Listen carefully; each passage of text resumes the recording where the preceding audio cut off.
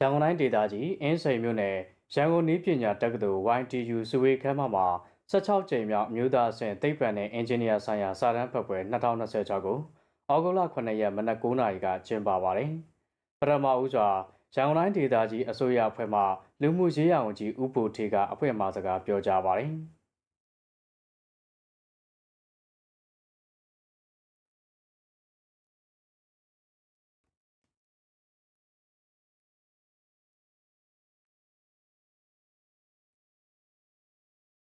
ဆက်လက်ပြီးမြန်မာနိုင်ငံအင်ဂျင်နီယာကောင်စီဥက္ကဋ္ဌဒေါက်တာအောင်ကျော်မြတ်ကနှုတ်ခွန်းဆက်အမှာစကားပြောကြားပါတယ်။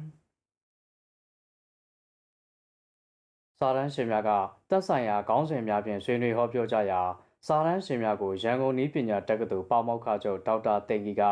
ဂုဏ်ပြုမှတ်တမ်းလွှာများပြန်လည်ပေးအပ်ပါတယ်။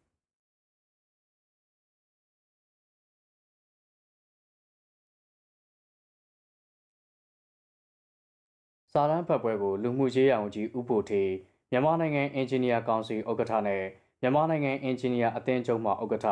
ဧည့်သည်တော်များညွှန်ကြားရေးမှူးချုပ်ပါမောက္ခနဲ့ဒုတိယပါမောက္ခချုပ်ဆရာကြီးဆရာမကြီးများ